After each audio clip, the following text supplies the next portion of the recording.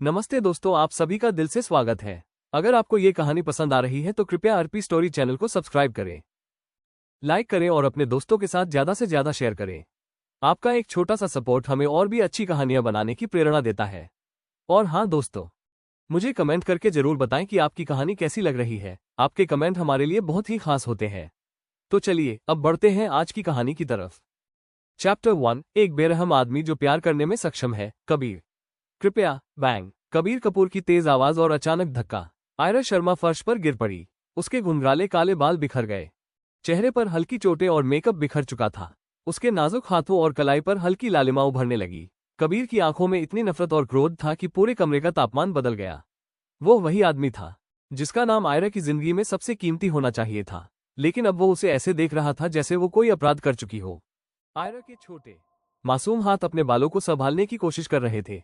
उसकी नीली आंखों में डर और आंशिक आश्चर्य झलक रहा था। वो जानती थी कि कबीर दुनिया के सबसे शांत और संयमित आदमी में से एक है, लेकिन आज वो किसी आग के तूफान के सामने खड़ी थी। तुम मुझे घृणा पैदा करते हो। कबीर की आवाज इतनी ठंडी थी कि जैसे बर्फ का टुकड़ा सीधे दिल में धंस गया हो। आयरा ने धीरे धीरे उठकर उसे देखा। वो जानती थी कि अनन्या ओबरॉय कबीर की बचपन की दोस्त और उसकी मंगेतर पिछले कुछ सालों से उसके रिश्ते में बाधा डाल रही थी। अनन्या की आंखों में जेलसी और अहंकार साफ दिख रहा था। मेरे गंदे हाथों से मत छुओ, कबीर ने अपना हाथ इरा की तरफ बढ़ते हुए रोकते हुए कहा। उसकी आवाज इतनी गहरी और ठंडी थी कि पूरे कमरे में सन्नाटा छा गया। अनन्या की आंखों में अचानक आग झलक गई। वो चाहती थी कि कबीर उसे देखे, लेकिन उसकी नजरें सिर्फ आयरा पर टिक गईं। तुम सिर्फ मेरे खेल की प्यादा हो, कैसे प्यादा रानी पर हमला कर सकती है? कबीर गरजते हुए बोला। अनन्या ने क्रोध में कहा, अगर मैं नहीं मानूं? पक।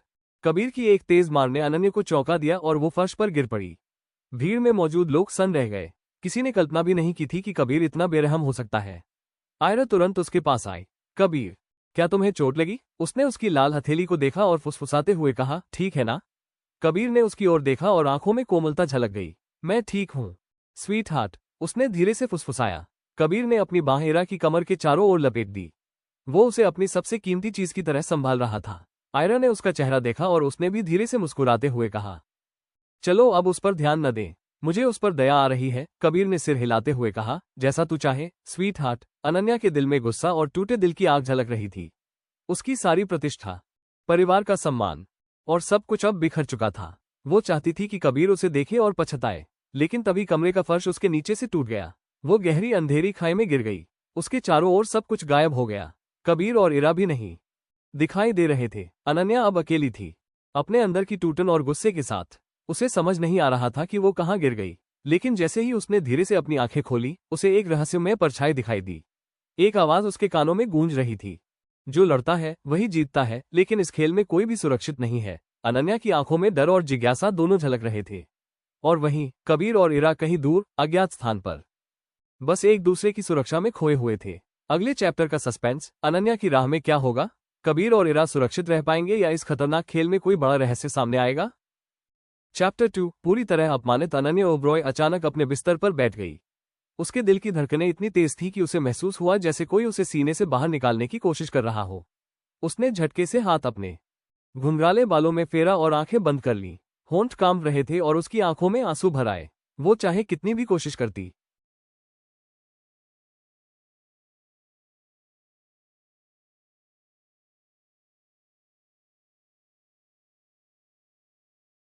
चैप्टर 2, पूरी तरह अपमानित। अनन्या ओबरॉय अचानक अपने बिस्तर पर बैठ गई।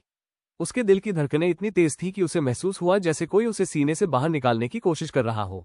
उसने झटके से हाथ अपने घुंघराले बालों में फेरा और आंखें बंद कर लीं। होंठ कांप रहे थे और उसकी आंखों में आंसू भर आए। वो चाहे कितनी भी कोशिश करती, अतीत की यादें हर बार पीछे खींच लाती थीं। 2 साल पहले की वो यादें, जब कबीर कपूर ने उसे छोड़कर इरा शर्मा को चुना, उसके दिल में अब भी जिंदा थीं। उसके गालों पर नमकिया आंसुओं की बूंदें धीरे धीरे गिर रही थीं। सांस लेना मुश्किल हो गया था, हिचकियां आ रही थीं। ठंडे सुनसान कमरे में अनन्या टूट चुकी थी। वो चाहती थी कि यह केवल एक बुरा सपना हो, यादों का डर नहीं। 2 साल पहले की घटनाएं उसके दिमाग में फिर से घूम रही थीं। देश के सबसे अमीर और प्रभावशाली लोगों के सामने उसका अपमान हुआ था। उसके दिल को टुकड़ों में फेंक दिया गया, कुचला गया, और जैसे किसी ने समुद्र में फेंक दिया हो। अनन्या को याद था कि कबीर ने उसे छोड़कर इरा शर्मा को चुना, जो उसके जीवन में सिर्फ 1 साल से थी। उसने खुद 20 साल उसके साथ बिताए, लेकिन बदले में उसे धोखा मिला। जब कबीर काम में व्यस्त और थका हुआ था, तब अनन्या ने उसकी कंपनी में वाइस प्रेसिडेंट बनकर उसे सहयोग किया। उसने कंपनी को ऊंचाइयों तक पहुंचाया। पर कबीर ने उसे छोड़ दिया।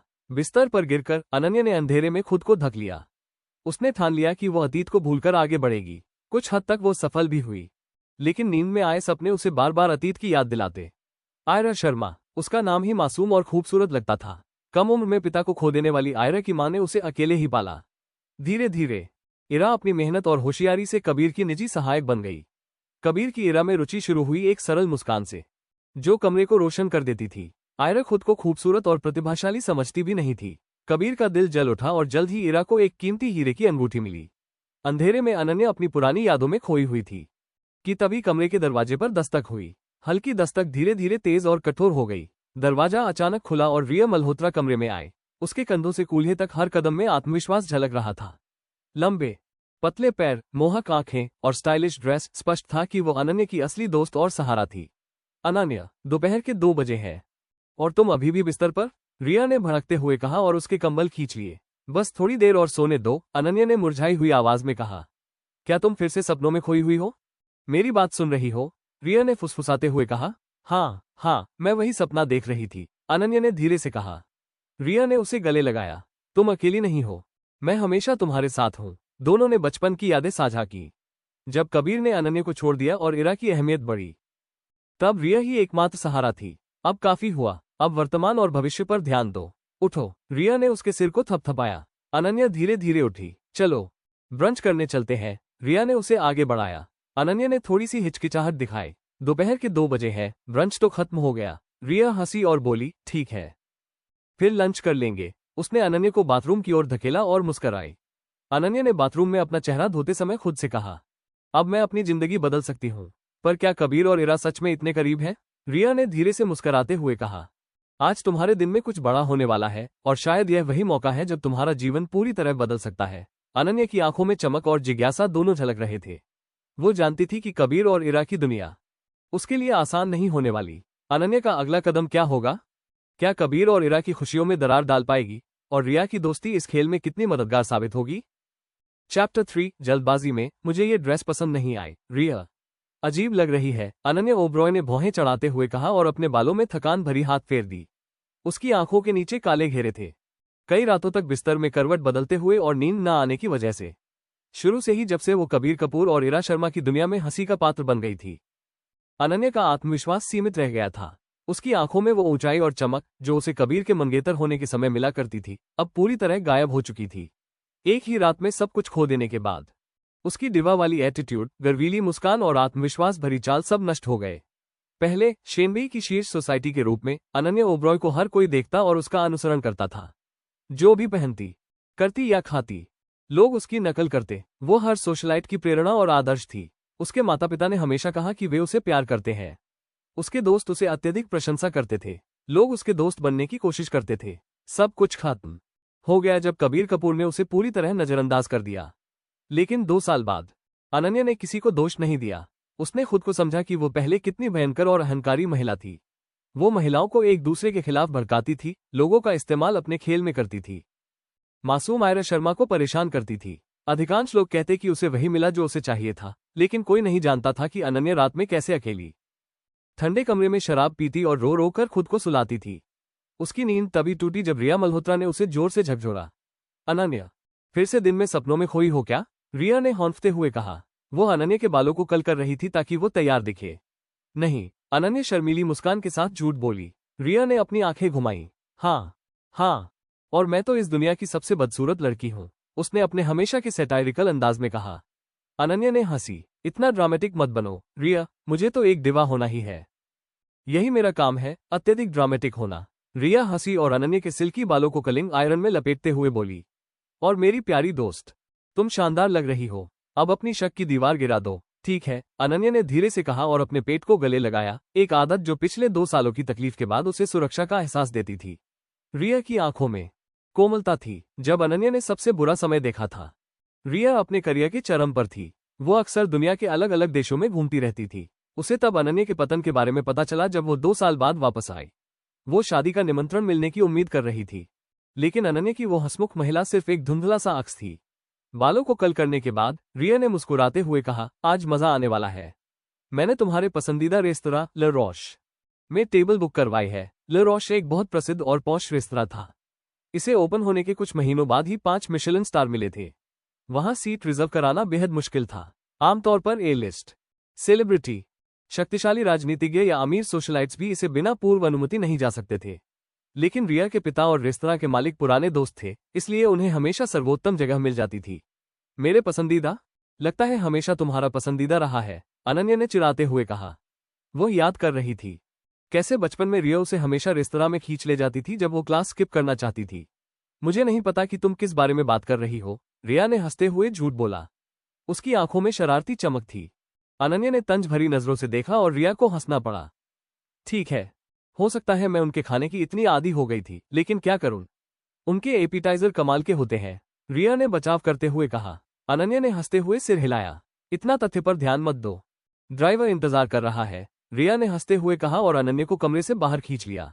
जैसे ही अनन्या बाहर आई, उसने जड़ता से कहा, कुछ दिनों में ऐसा लगता है कि तुम मुझे जला रही हो। तुम्हें धूप की जरूरत है, या सीधे कहें जीवन में विटामिन डी टिल्ड, रिया ने मजाक किया, चलते समय अनन्या को हल्के से धक्का देते हुए। हाँ, बहुत मजाक किया, अनन्या ने सबसे अनलेडी लाइक तरीके से कहा। रिया ने अपनी दोस्त की मजाक समझने की कमी पर हंसी। फिर उसने अनन्या की बांह पकड़ ली, जैसा वो हमेशा करती थी। लिफ्ट खुली और खूबसूरत लिफ्ट लेडी ने मुस्कुराते हुए उन्हें देखा। ग्राउंड फ्लोर, मिस ओब्रॉय और मिस मल्होत्रा। अगर यह पहले की अनन्या होती तो उसने किसी लिफ्ट होस्टेस को देखकर भी प्रतिक्रिया नहीं दी होती। पर अब यह वर्तमान अनन्या थी, वो पहले जैसी बचकानी और असभ्य नहीं थी। हाँ, ग्राउंड फ्लोर कृपया, अनन्या ने विनम्र मुस्कान के साथ कहा। तुरंत, मैडम, लिफ्ट होस्टेस ने बटन दबाया और नजरें झुका ली। 2 सालों में होस्टेस ने देखा था कि अनन्या हमेशा बहुत शिष्ट और गर्मजोशी से पेश आती है। उसने अतीत की कहानी नहीं जानी थी, वरना उसे विश्वास नहीं होता। यह महिला बहुत दयालु थी। जब लिफ्ट ग्राउंड फ्लोर पर पहुंची, रिया ने अनन्या को बाहर खींच लिया। लॉबी में कदम रखते ही लोग उनकी तरफ देखने लगे। रिया के लाल साड़ी जैसी ड्रेस के किनारे हवा में झूलते हुए हर कदम पर आकर्षक लग रहे थे।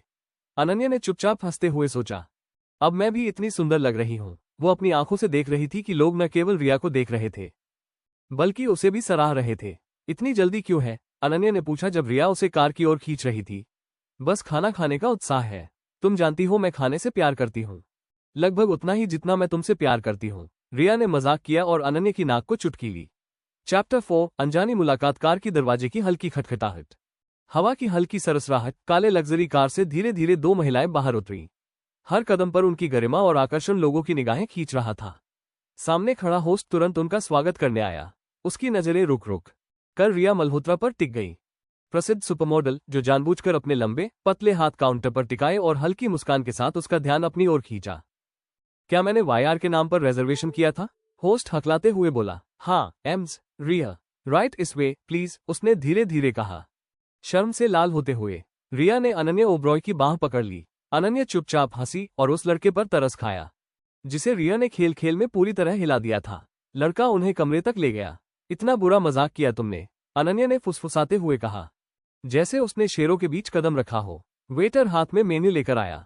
शुभ संध्या, मैं आज आपका सवर रहूंगा। क्या मैं आपके ड्रिंक ऑर्डर ले सकता हूं? रिया ने मुस्कुराते हुए कहा। मुझे अपनी सबसे अच्छी व्हाइट वाइन चाहिए, अनन्या ने शांत स्वर में कहा। मैं सिर्फ नींबू पानी लूंगी। गिलासों की खनक। दोनों जब कमरे में अकेली रह गईं, रिया ने मुस्कुराते हुए कहा, पक्का नहीं चाहोगी कि एक गिलास वाइन ले लो? शहर में उनके शानदार कलेक्शन है। नो, मैंने अपने दादाजी से वादा किया है कि अब शराब नहीं पीऊंगी, अनन्या ने हल्की मुस्कान के साथ कहा। 2 साल पहले जब उसके माता पिता ने उसे अकेला छोड़ दिया था, अनन्या ने खुद को संभाला। उसके दादा ही पहले थे जिन्होंने उसका हाथ थामा।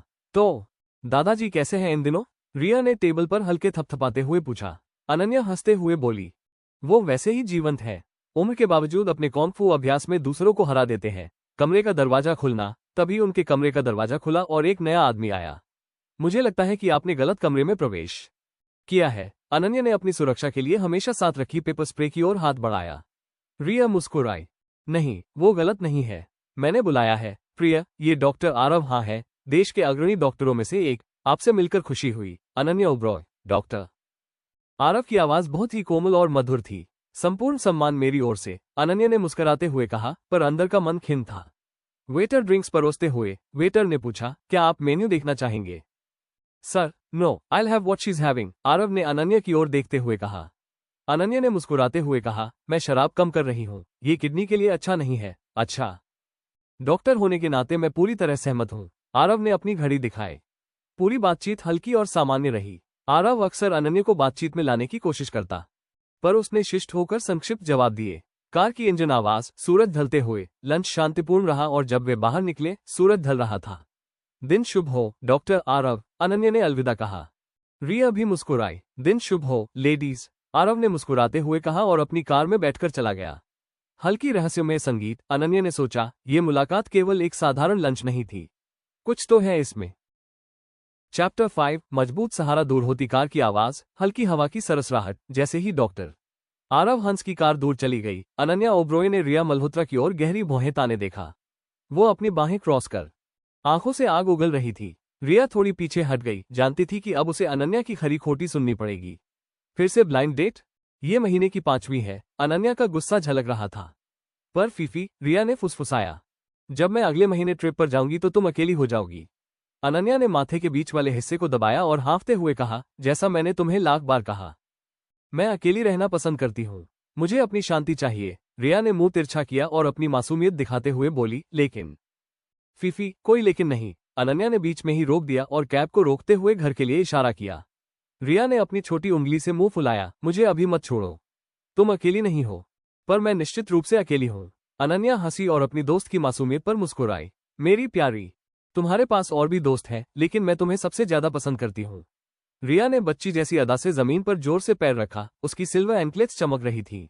रिया देश के सबसे प्रतिष्ठित और धनी परिवार की इकलौती बेटी होने के कारण हर किसी के लिए आकर्षण का केंद्र थी। लोग हमेशा उसे देखकर अपनी स्थिति बढ़ाना चाहते थे, पर अनन्या अलग थी। वो रिया के पीछे जैसे खोई हुई कुतिया नहीं चलती थी। वो स्वतंत्र थी और अपने दोस्तों के प्रति बहुत चयनात्मक, जिससे रिया को उसे पकड़ना पड़ता था। मुझे मत डांटो फीफी, मैं केवल तुम्हारे लिए सबसे अच्छा चाहती थी। रिया ने आंखें बड़ी की और अपने होठों को और गहरा फुलाया। अनन्या हंसी और उसकी सिर पर हल्का हाथ रख दिया। ठीक है, चलो मेरे घर चलते हैं। थोड़ी डांट सुनोई और फिर वो शो देखेंगे जो तुम्हें बहुत पसंद है। टीवी की हल्की आवाज, पॉपकॉर्न उड़ते हुए। अनन्या और रिया ने पूरे एपिसोड को देखा और पॉपकॉर्न उछाला। रिया पूरी तरह थक गई और सो गई, जैसे कोई बच्चा अपनी गोद में सो रहा हो। अनन्या ने मुस्कुराते हुए उसके ऊपर भारी कंबल डाल दिया। अपने लंबे बाल बांधते हुए उसने कमरे की सफाई शुरू की। वो अब 23 साल की हो चुकी थी। यह उसकी जिम्मेदारी थी कि वो अपने घर को साफ रखे, अपने कपड़े खुद धोए। फोन की घंटी, जैसे ही वो पॉपकॉर्न साफ कर रही थी, उसका फोन बजा। स्क्रीन पर उसकी मां विवेका ओब्रोए का नाम चमक रहा था। कॉल उठाने में देर करना उसकी आदत थी, पर इस बार उसने उठाया। क्यों देर की? क्या तुम अपनी मां का सम्मान नहीं कर रही हो? सुनीता ओब्रोए चिल्लाई। अनन्या ने फोन कान से दूर किया। मां, कृपया अपना निर्णय जल्दी बताइए, उसने शांतिपूर्वक कहा।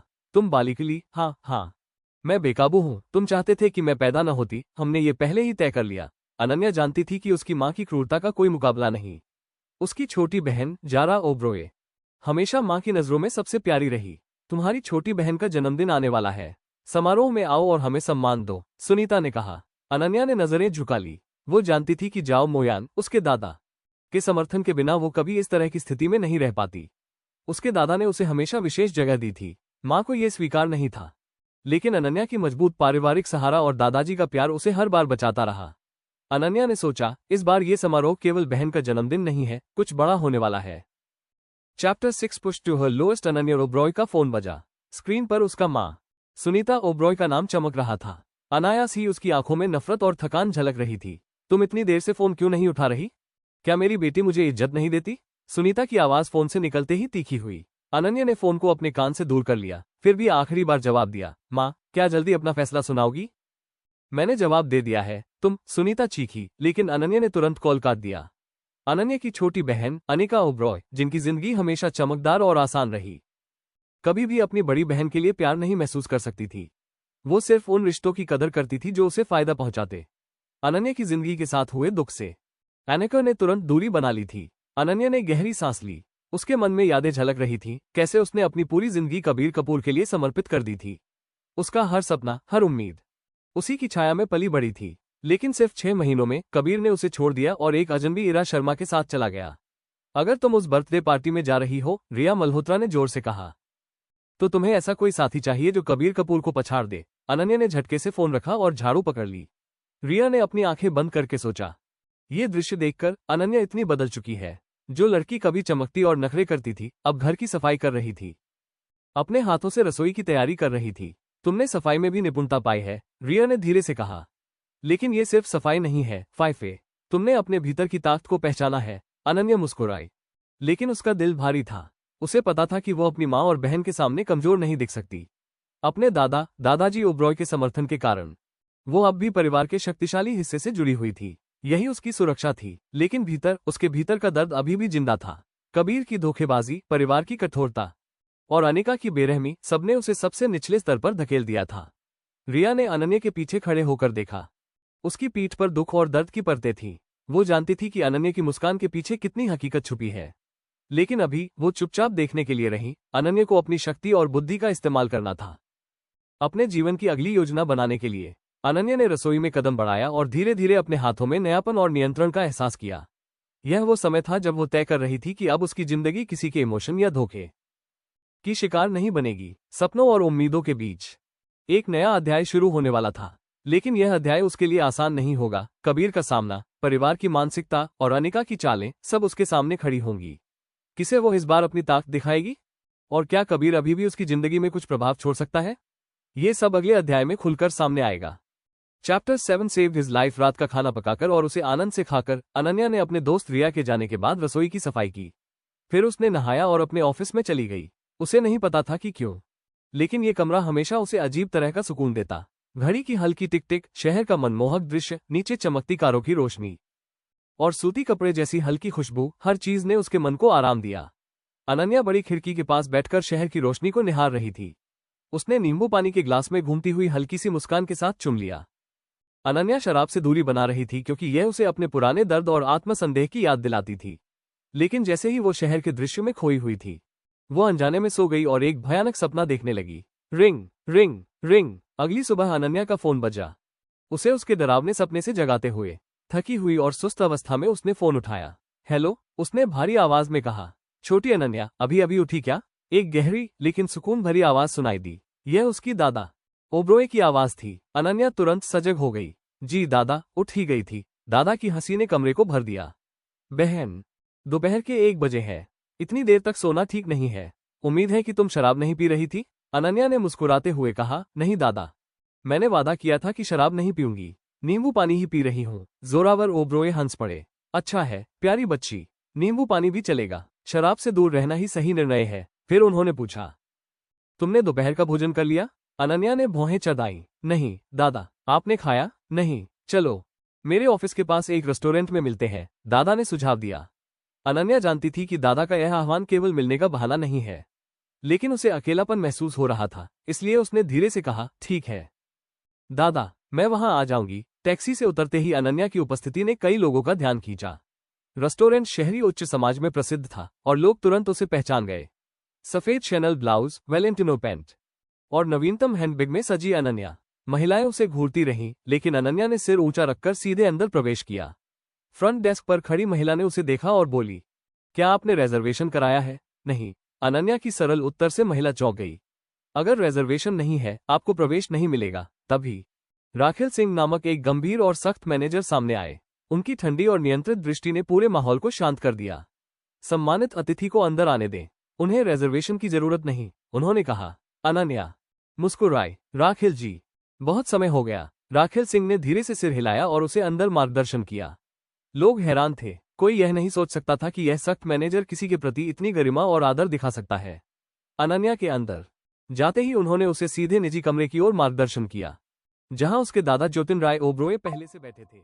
कोई नहीं जानता था कि अनन्या और राखिल सिंह की पृष्ठभूमि कितनी लंबी और महत्वपूर्ण है। अनन्या ने पहले उनकी जान बचाई थी। Chapter 8 vengeful woman. दादाजी, मुझे देर होने के लिए माफ कीजिए। क्या मैंने आपको बहुत देर तक इंतजार कराया? अनन्या ओब्रोई ने धीरे से पूछा। बैठते हुए उसकी आवाज थकी हुई और हल्की चिंता भरी थी। देवराज ओब्रोई ने हल्का हुम किया और मुस्कुराए। नहीं, अभी अभी आया हूं, उन्होंने हल्की सी मुस्कान के साथ कहा। मनव राव, उनके निजी सचिव ने हल्का सा होंठ सिकोड़ लिया। वो जानते थे कि देवराज सच नहीं कह रहे थे। वास्तव में वो अनन्या का इंतजार कर रहे थे। वो अपनी पोती के साथ बिताए गए समय को बहुत कीमती मानते थे। अनन्या ने चिढ़ाते हुए कहा, पक्का दादाजी? अभी मनव का होंठ हिला। वो हल्की हंसी के साथ बोली। देवराज मुस्कुराए और चाय का घूंट लिया। शायद मुझे उसे बाहर ही इंतजार करवाना चाहिए था, उन्होंने खेल खेल में कहा। ये ठीक नहीं है दादाजी, वो आपके दाहिने हाथ का सहायक है पिछले 10 सालों से, अनन्या ने चिढ़ाया। मनव राव ने चुपचाप सांस छोड़ी, लेकिन वो इस मजाक के लिए तैयार थे। अनन्या ने हाथ हिलाया। आओ बैठो मनव। नहीं, मुझे जल्दी जाना है, उन्होंने विनम्रता से मना किया और बाहर चले गए। छोटू, इन दिनों कैसी हो? मैं पिछले हफ्ते वापस आने के बाद तुम्हारे घर नहीं गया, मैं बिजी था, देवराज ओब्रोई ने गंभीर लेकिन गर्म स्वर में कहा। वो होटल और ओब्रोई कॉर्पोरेशन के राजा थे। वही पुरानी दिनचर्या। कुछ खास नहीं, अनन्या ने कहा और मेनू पर नजर डाली। मुझे खबर मिली कि रिया मल्होत्रा ने तुम्हें कल फिर एक ब्लाइंड डेट पर भेजा था। देवराज की तेज निगाहें अनन्या की प्रतिक्रिया पर थीं। अनन्या तन गई और राहत की सांस ली। दादाजी, ये बताइए मत कि आपने फिर से मेरी सुरक्षा के लिए प्राइवेट टीम भेजी है। उसने मेनू नीचे रखा और हाथों को क्रॉस कर लिया।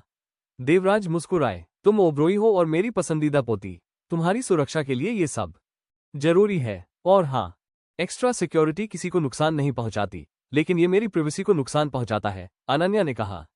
हाँ, लेकिन इससे तुम्हारी सुरक्षा होगी, खासकर उस कबीर कपूर और उसकी मिंक्स के मामले में, देवराज ने कैजुअली कहा। लेकिन अंदर ही अंदर वो गुस्से से जल रहे थे। कबीर कपूर ने मौका देखकर हमला किया जब अनन्या के सभी साथी शहर या देश से बाहर थे। और हाँ, उन्होंने उसे बहुत बुरा हाल किया। 3 दिनों में अनन्या अपमानित, बाहर निकाली गई, डिसोन हुई, बैंड और ब्लैकलिस्टेड कर दी गई। तुमने 2 साल में बहुत बदल गई हो। देवराज ने याद किया कि कैसे अनन्या पहले स्पॉइल्ड और ब्रैटी थी। अनन्या ने हल्की हंसी छोड़ी। मैं वो हेटफुल और वेंचफुल एक्स फियोंसी नहीं बनना चाहती। पॉजिटिव चेंज भी अच्छा होता है। तुमने उस यूजलेस आदमी के लिए बहुत कुछ किया, देवराज ने मुरझाते स्वर में कहा। अनन्या को कबीर कपूर के पब्लिक फियोंसे होने के लिए सारी रिस्पॉन्सिबिलिटीज निभानी पड़ी थी। मैं पास्ट को छोड़ना चाहती हूँ दादाजी, अब इसे आगे नहीं बढ़ाना चाहिए, अनन्या ने धीरे से कहा और अपना पेट प्रोटेक्टिव तरीके से गले में लगाया। देवराज का चेहरा सॉफन हुआ। यह महिला अब शेल की तरह थी, जिसे इमेंस डैमेज झेलना पड़ा। हाई वॉल्स जो उसने बनाई थी अब भी दिखाई दे रही थी। काफी समय हो गया कि हमने आराम से लंच पर बात की, अब इस मामले पर चर्चा नहीं करते, अनन्या ने धीरे से कहा। देवराज ने साई किया।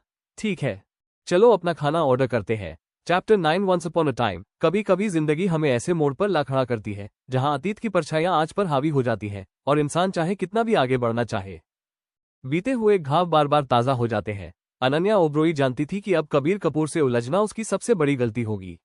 खास तौर पर कबीर की आंखों का तारा इरा शर्मा को छूने का तो सवाल ही नहीं उठता। इरा पर हर पल कड़ी नजर रखी जाती थी। उसके आसपास इतनी सुरक्षा थी कि कोई सोच भी नहीं सकता था कि उसे चोट पहुंचा सके। और सच कहें तो आज की तारीख में कपूर परिवार देश के सबसे ताकतवर परिवारों में तीसरे स्थान पर था। कोई भी उनसे दुश्मनी मोल लेने की हिम्मत नहीं करता था। लेकिन 2 साल पहले वाली अनन्या ओब्रोई ऐसी नहीं थी। वो बार बार इरा को निशाना बनाती, उस पर ताने कसती, उसे बदनाम करने की कोशिश करती, उसकी मासूमियत पर कीचड़ उछालती, जबकि इरा ने कभी पलटकर जवाब तक नहीं दिया। अपनी नफरत में अंधी होकर अनन्या ने इरा का अतीत खंगालना शुरू कर दिया। और तभी उसे एक ऐसा राज मिला जिसे उजागर करने की हिम्मत शायद किसी और में नहीं थी। लेकिन जैसे ही अनन्या ने उस सच को सामने लाने की कोशिश की, इरा ने पहली बार खुद कबीर के सामने जाकर मदद मांगी। और क्योंकि ये पहली बार था कि इरा ने उसे पुकारा, कबीर ने बिना सोचे समझे उसका साथ दिया। यहीं से शुरू हुई अनन्या की जिंदगी की सबसे बड़ी हार, और वो भी इतनी बड़ी जिसने उससे उसका सबसे अनमोल और अपूरणीय चीज छीन ली। उसे अब तक याद था वो पल जब वो घुटनों के बल गिरकर आंसुओं में डूबी हुई कबीर से उसे छोड़कर न जाने की गुहार कर रही थी।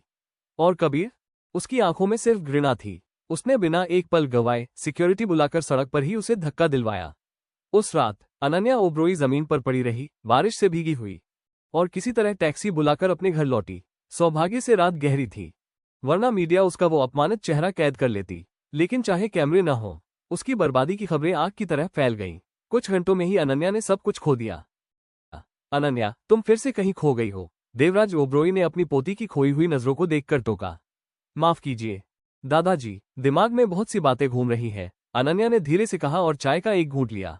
दोनों का खाना लगभग खत्म हो चुका था। देवराज ओब्रोई वैसे इंसान नहीं थे जो मीठे शब्दों से किसी का दिल बहलाएं। उनका प्यार छोटे छोटे कामों में छिपा होता था, जैसे उसके लिए समय निकालना, उसकी बातों को ध्यान से सुनना।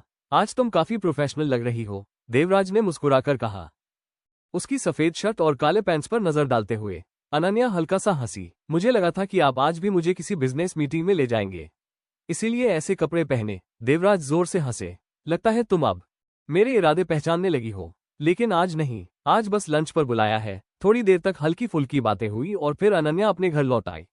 उसकी जिंदगी फिर उसी बेजान दिनचर्या में लौट आई। जैसे ही टैक्सी रुकी, आसमान से बारिश की मोटी बूंदें गिरने लगी। अनन्या ने तेजी से अपनी बिल्डिंग स्काई आर्क कॉम्प्लेक्स की लॉबी में कदम रखा। गरजते बादल और लगातार बरसती बारिश ने पूरे माहौल को उदासी और तन्हाई से भर दिया।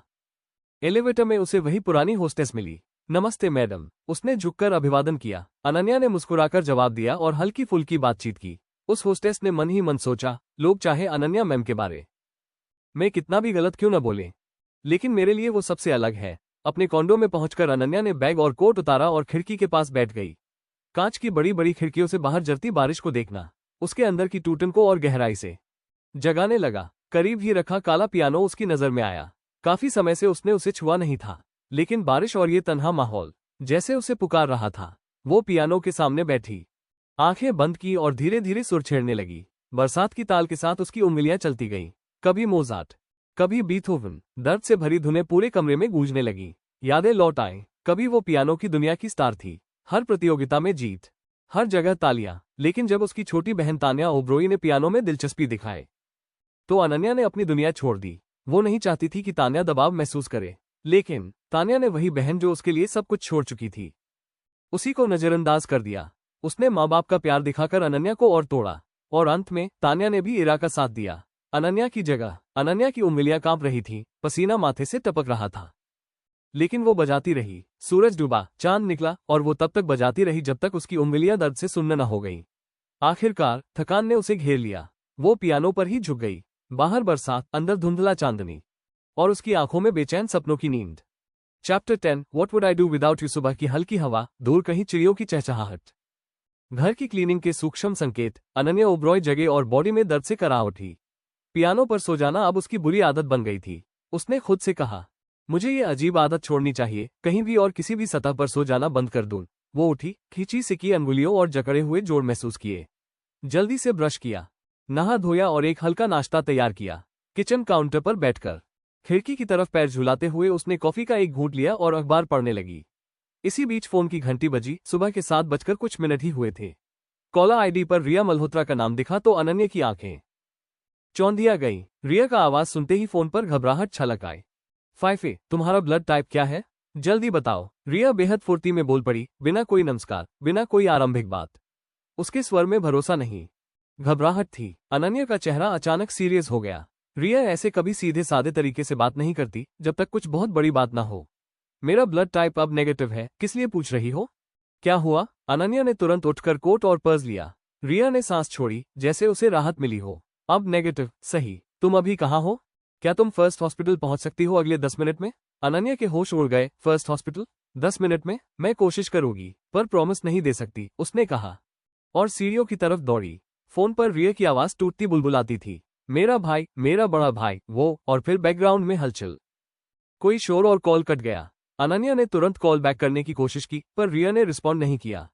जोखिम न लेते हुए उसने नीचे झपटी और बाहर एक कैब रोक दिया। उसने ड्राइवर को तेजी से पैसे थमा दिए, टिप भी बढ़ाकर, ताकि वो तेज चले। ड्राइवर ने एक्सीलरेटर दबाया। सड़कें थोड़ी हल्की भीड़ से खाली थी और टैक्सी फर्स्ट हॉस्पिटल की ओर दौड़ी। टैक्सी का घंघन, शहर की हल्की आवाजें, अनन्या की बेचैनी के छोटे छोटे सांस। रास्ते में अनन्या एक के बाद एक संभावनाएं सोचती गई। रिया के 2 बड़े भाई थे, दोनों प्रोटेक्टिव और लविंग। दोनों हमेशा रिया की केयर करते थे। उनके साथ कुछ हो जाना असंभव सा लग रहा था। फिर भी रिया की आवाज ने सब कुछ भुला दिया। पैनिक जेन्युइन थी।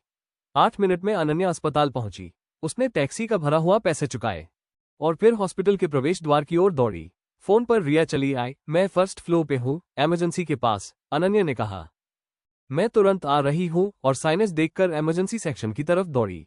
अस्पताल की हल्की बीपिंग, पैर की टप टप आवाजें, दूर डॉक्टरों की बातों की गूंज। रिया धड़कते हुए कॉरिडोर में पेसिंग कर रही थी, नाखून चबाती, आंखों में चिंता। जैसे ही उसने अनन्या को देखा, वो भागकर आई और गले लग गई, टाइट हग। ऐसा लगा जैसे दुनिया थम गई हो। फाइफे, वो फूट फूट कर रोती और अनन्या ने उसे कसकर पकड़ा। क्या हुआ? तुमने मेरे ब्लड टाइप क्यों पूछा? अनन्या ने धैर्य से पूछा, लेकिन उसकी आंखें आसपास खड़े बड़े सख्त बॉडीगार्ड जैसे लोगों पर टिक गईं। वहां कई टॉल मैन थे, छोटे छोटे काले चश्मे पहने, फॉर्मल सूट्स। साफ पता चल रहा था कि सिचुएशन सीरियस है। रिया ने घबराते हुए बताया, मेरा भाई, उसका एक्सीडेंट हो गया, बहुत ज्यादा ब्लीडिंग है, उनको अब नेगेटिव ब्लड चाहिए, पर में स्टॉक खत्म हो गया। सब इमरजेंसी कॉल्स आ रहे थे। ब्लड बैंक एम्प्टी हो गया था। उसकी आवाज में गुस्सा था, पर ज्यादा गुस्सा हॉस्पिटल सिस्टम पर कि ऐसे क्रिटिकल टाइम में स्टॉक्स खत्म हो जाएं।